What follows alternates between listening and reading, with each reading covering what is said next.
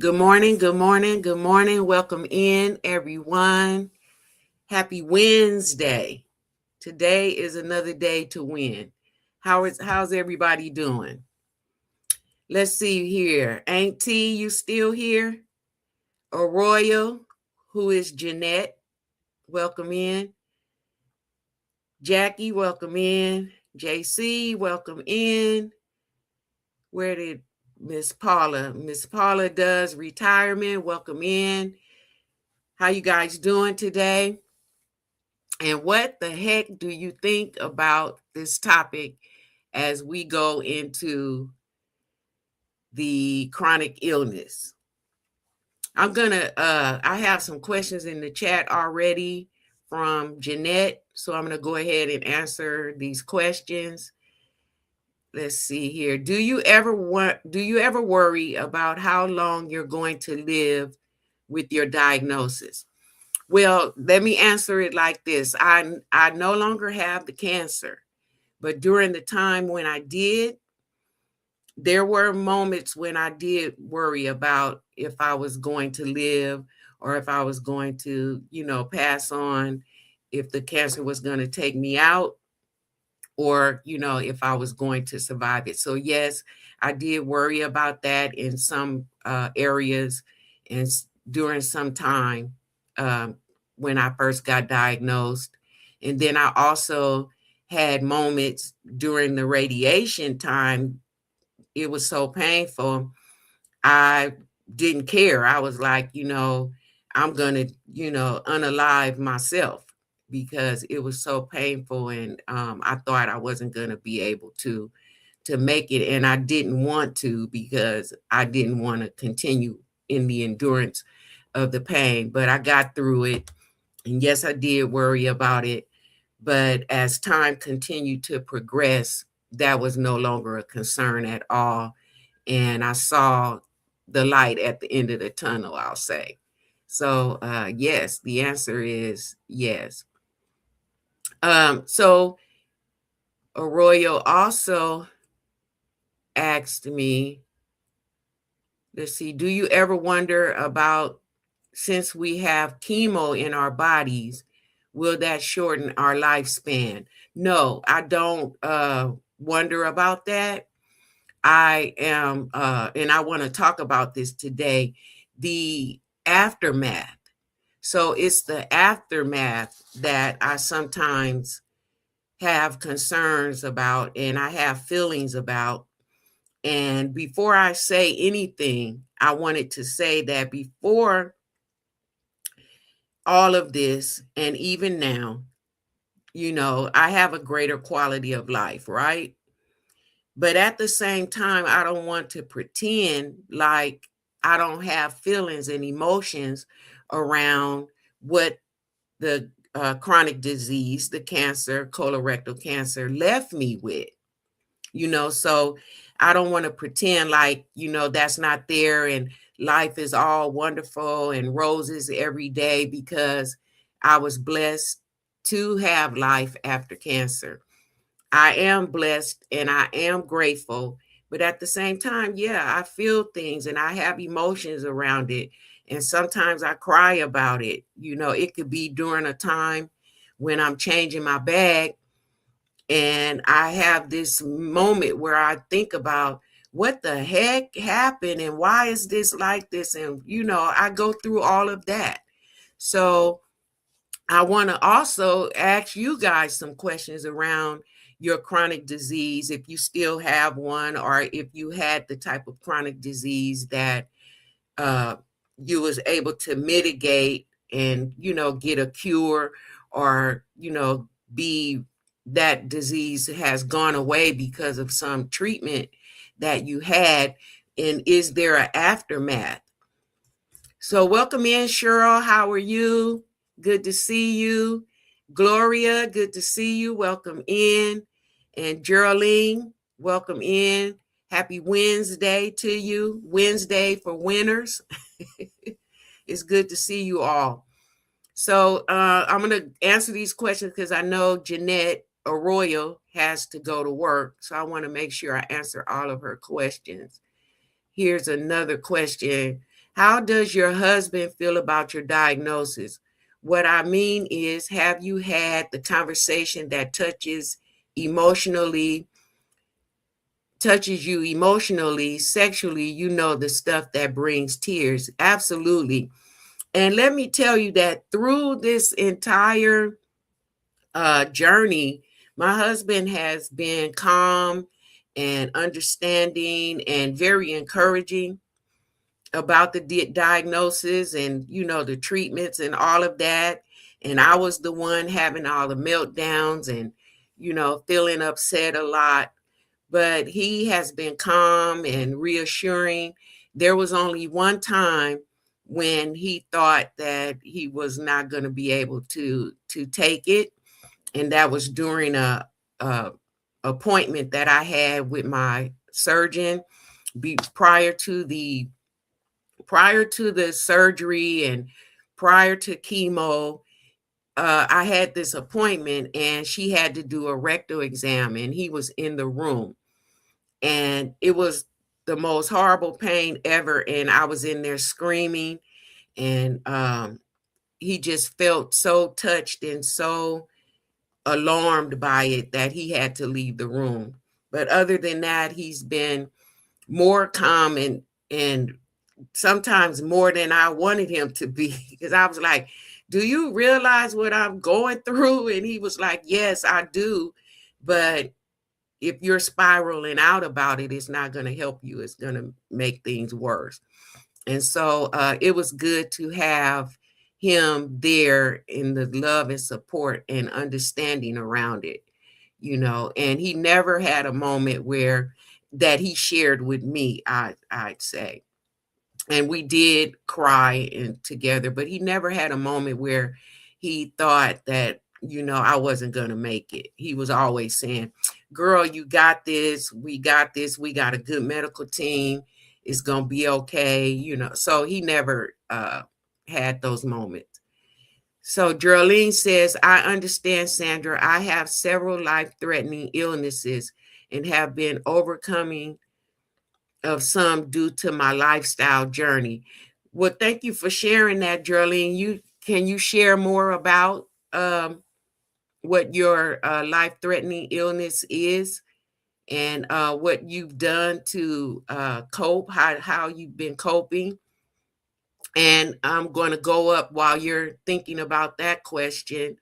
Welcome in, Grant. Good to see you again. Thank you for the walk this morning.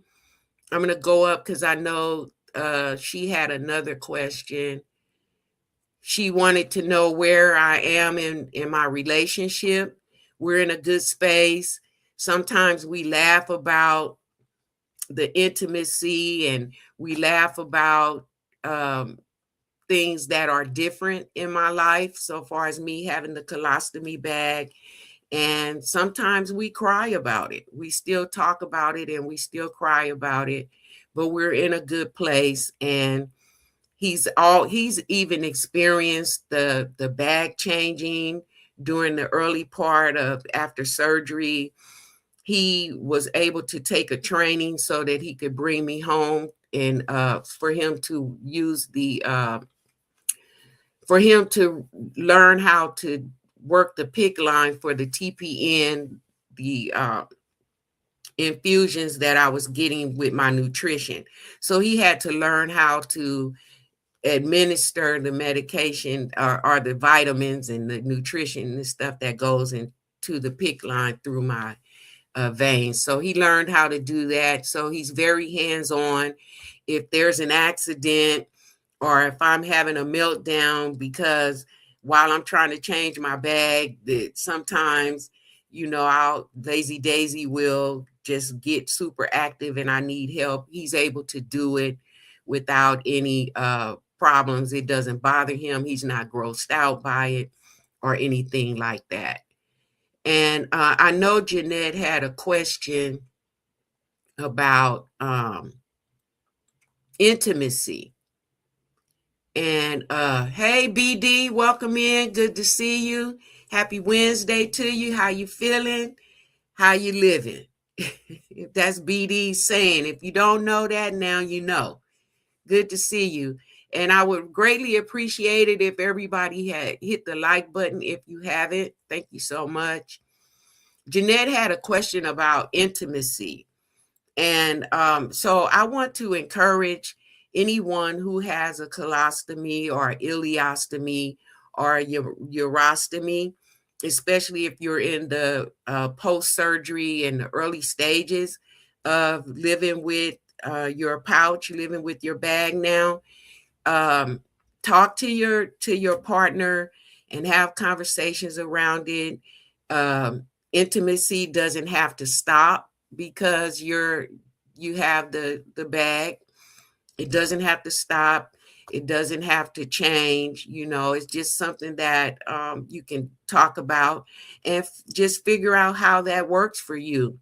I always encourage that with any type of activity that you're having, always make sure your pouch is empty, and basically you can still live life, you can still be intimate, you can still have sex. I'm not a medical professional, let me say that. If there are any complications, because she did ask me about pain, um, the colostomy bag does not have anything to do with the sexual area in that way. So there's no pain. But that may be the case for someone else. And so I'm just sharing my journey and my experience. So if you feel there's a need to speak with your medical provider around intimacy, please do that.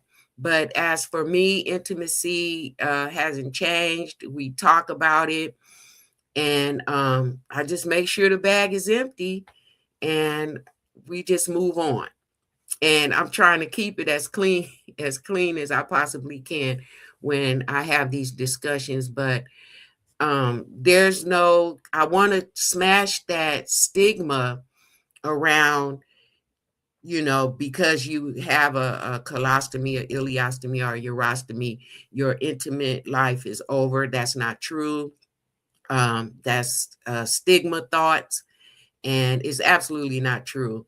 And you can still live life the same as you did before, but maybe even better, or there may be some changes and some things that you would do differently, but it shouldn't hinder your life. And if it is, it's probably more in the thought process more than it is in the physical process. So that's my take on that. Jeanette, I think I have answered all of your questions. If I did not, let me know in the chat. So who has a loss, Miss Paula? Did I miss something? I'm gonna go back up the chat because I think I might have missed something. And Mike and Sade Witt, welcome in. If I messed up your name, I'm sorry.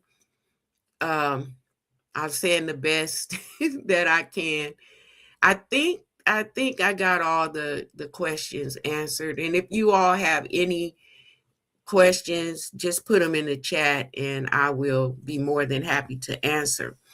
So the thing that I really wanted to discuss, and hopefully you all can speak to it and share more about your situation with chronic illness, has having the chronic illness or no longer having it, and then having the aftermath. Like for me, the aftermath is, okay, so now I don't have the cancer anymore, but I have neuropathy. I don't have the cancer anymore, but I have the colostomy bag.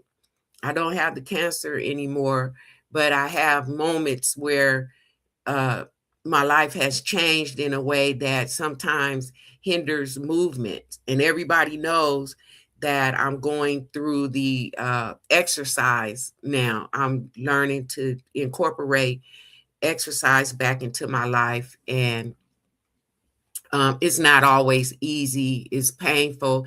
And with the exercise and the pain, that has to do with another chronic disease that I have that has not gone away, and that's with my spine issues. So that's where the pain comes from that. It doesn't have anything to do with the cancer, um, except for the neuropathy that I have now. And, just changes with, I have to wait. If I want to go out and I need to eat first, I have to wait until, the food has processed, which it takes only like 30 to 45 minutes.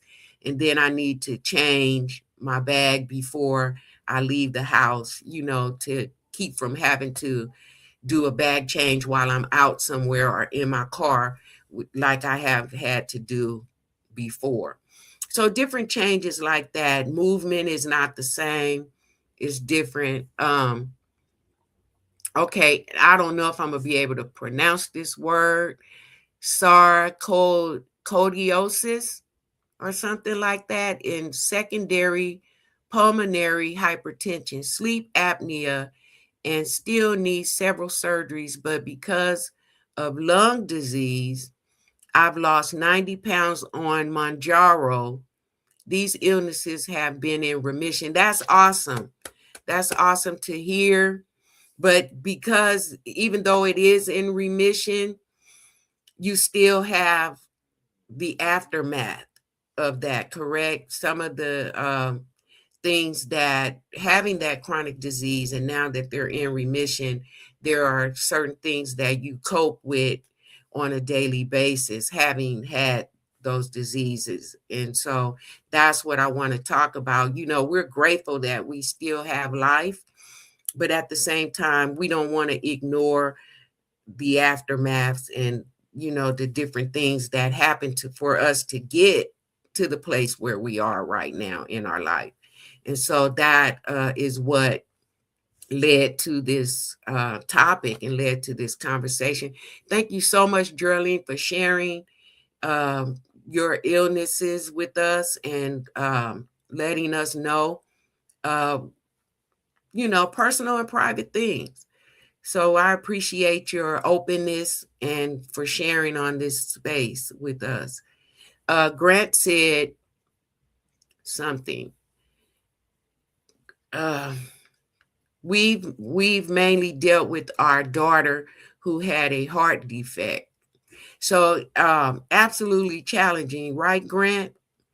And concerns and worries and even fears sometimes, even though we have the support and we have the medical providers, emotionally it can be challenging, and coping is tough when you're dealing with someone you love or even your own life, and dealing with the things that happen along the way.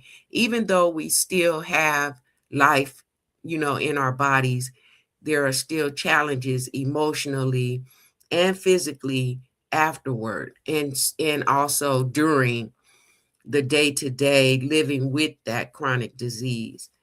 Yes, my diabetes is in the normal range, but I have neuropathy. Yes, neuropathy, severe lumbar stenosis, and need hip surgery that I still cope with now. Yes, see, that's what I'm talking about. And it's emotional. It's fearful sometimes, and we don't know what's going to happen along the way. And it doesn't mean that we're worrying about it all day long. It just means that we're living with it and we're coping with it. And it's not always easy, although we're still grateful for life. Yes. Another thing that touches me emotionally, even though the cancer for me is gone, is when I think about the loss of some of my organs, right? So a person who has lost a limb or has lost an arm or a leg or is now confined to a chair because of a chronic illness like even MS.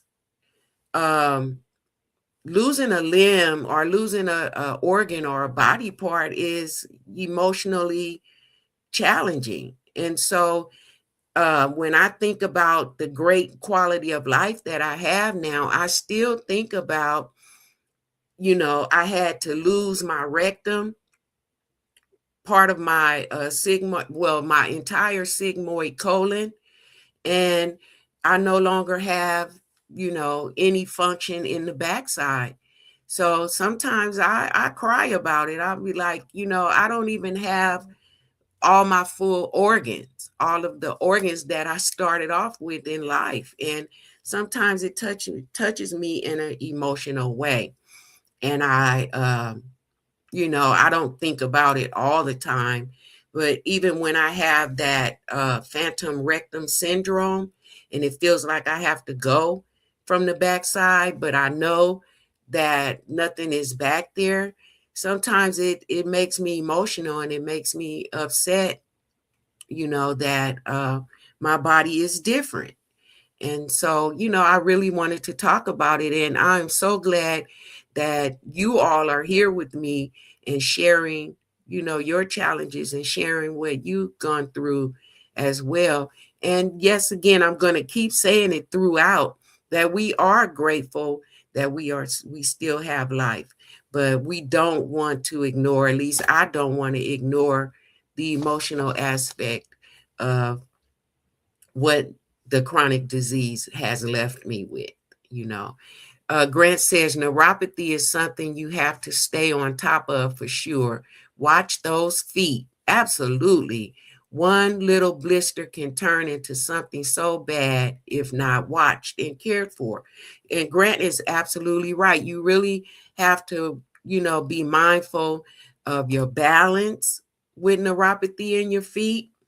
And as you guys seen that, I've been doing my best to stay active. I'm doing the rebounding and the jump roping. I haven't jump roped in a couple days, but I've done everything else. I'm hanging out over at Coach Mean Ring, where she does her exercise and workout sessions, and it's helping, but I'm not overdoing and I'm not pushing myself past my ability, at the time, but I am trying to keep moving. And I am so mindful of my feet, even though I have had some progress with the neuropathy as I've been taking the liquid vitamin B1 and the magnesium. It is actually helping me. I can feel more of the surface now, even though my feet still feel the pins and needles, and it's annoying and my feet feel dirty all the time, but I can still feel more surface than before, so they're not numb like they used to be. So that's a good thing, but I haven't gone just so excited about it that I'm forgetting that it's still there, and it's kind of hard to forget with the pins and needles all day every day. But I'm not just, going crazy with, oh, I can feel the ground now. I can, I'm not doing that. I'm still being very mindful of my feet. So thank you for that, Grant. Thank you for that, because we do have to stay mindful, and we do have to, we have to take the medication if you have a chronic disease that you're still living with. There's still management and medication and appointments that we still have to do. JC said working and listening, do not super, let me put it on the screen so I can see. Do not super in chair. Is that what you're saying, JC? I can't see the whole thing.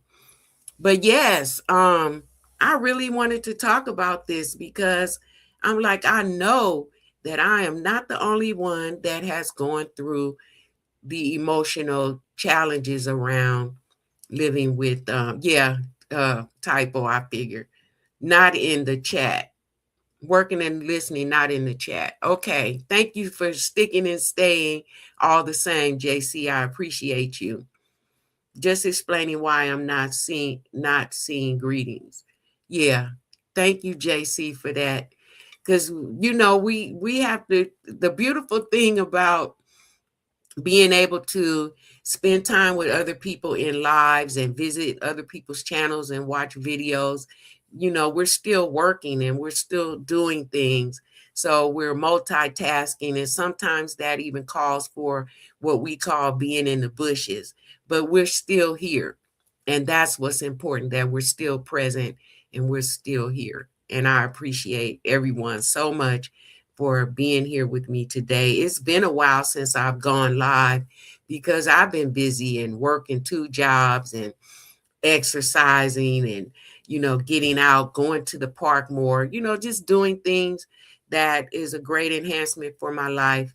And then sometimes I'm just so emotional about, what this chronic disease have left me with, that I don't feel like doing anything, and I'm just over sitting in my recliner, doing a movie or watching somebody else's video, and I don't, want to be live, because sometimes you just have to take care of yourself. And so, yes, but I had listed a ton of chronic diseases and stuff, but I don't really think that is necessary to call them out. We know what they are, and we're either taking care of someone who has it or has something, or we're actually living with it ourselves.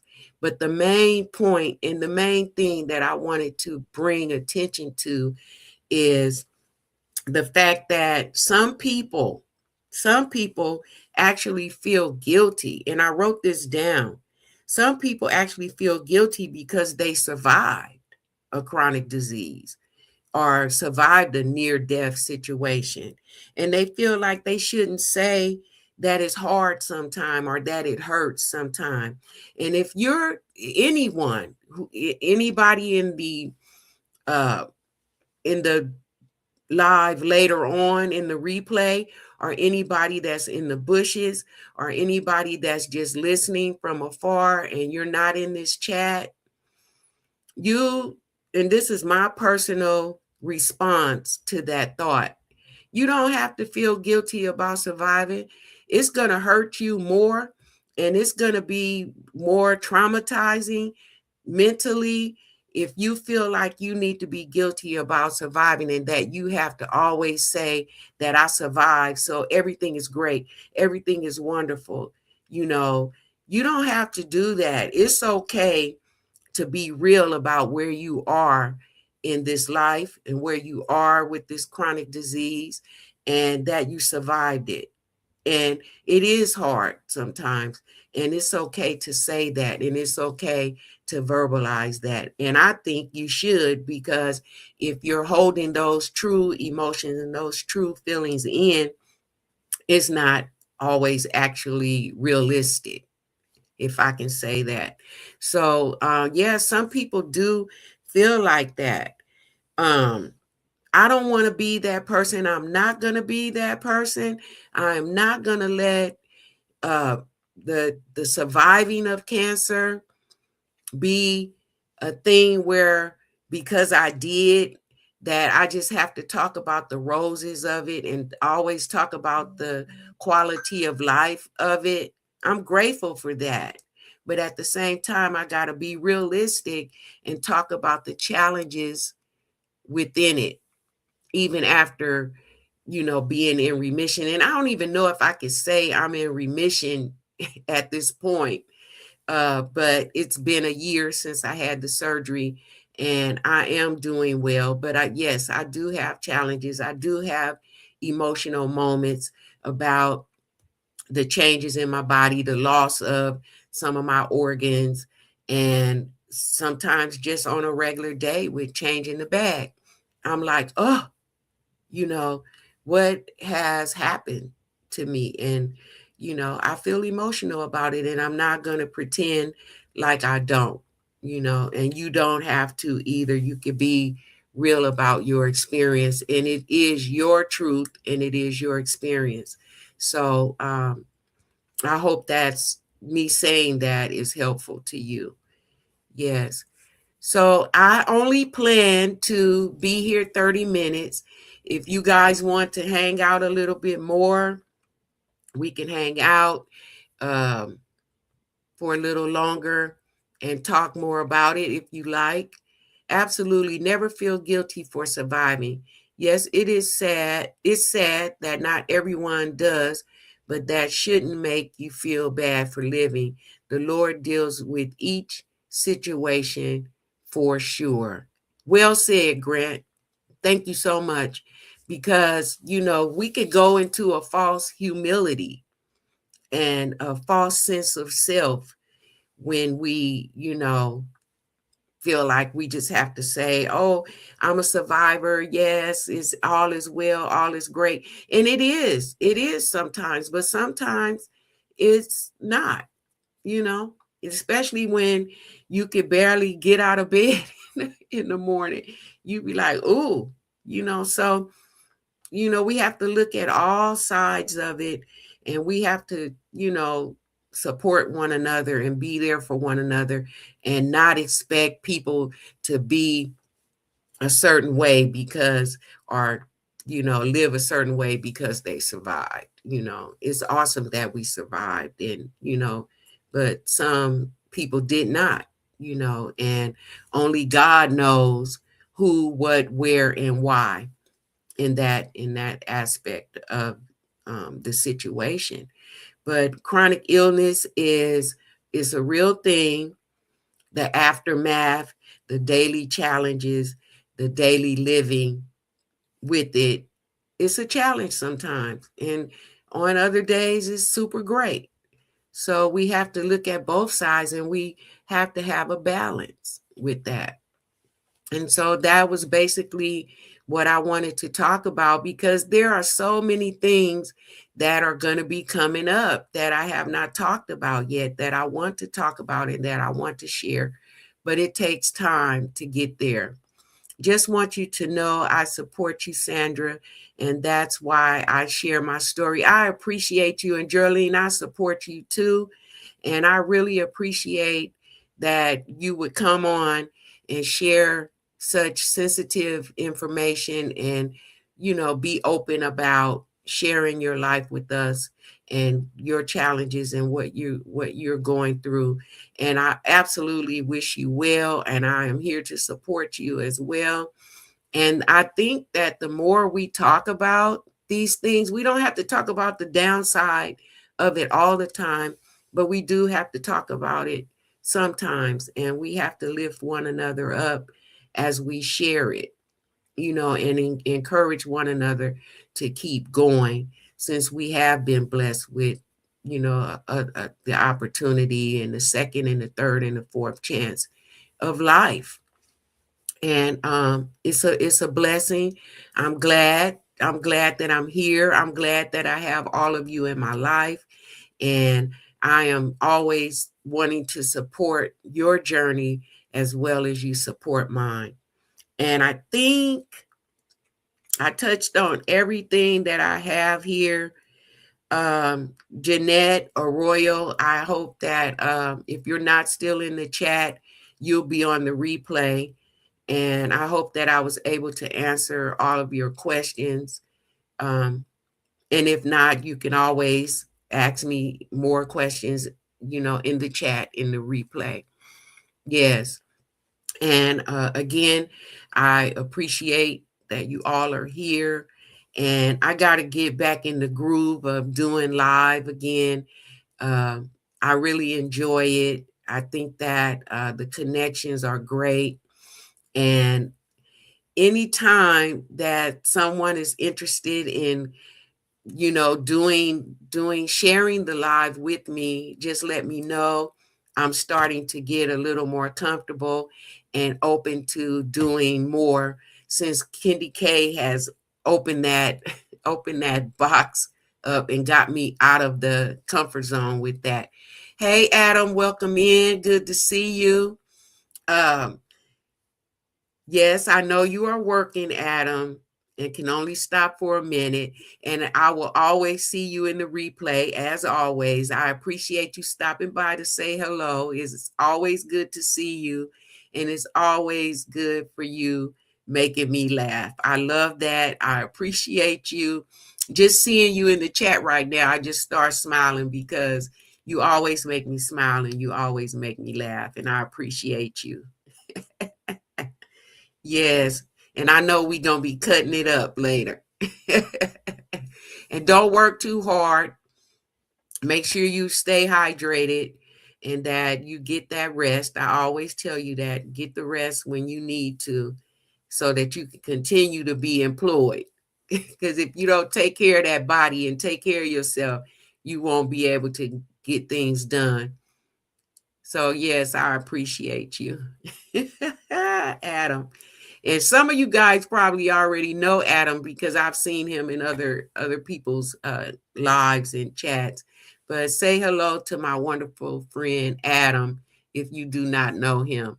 Minute by minute, one step at a time, there's never been a moment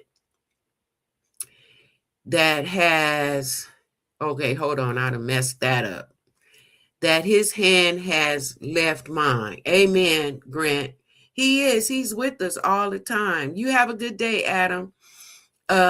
He's with us all the time, whether you're a believer or not. He even helped those who do not yet believe. So that's all good. That's all good, and it's true.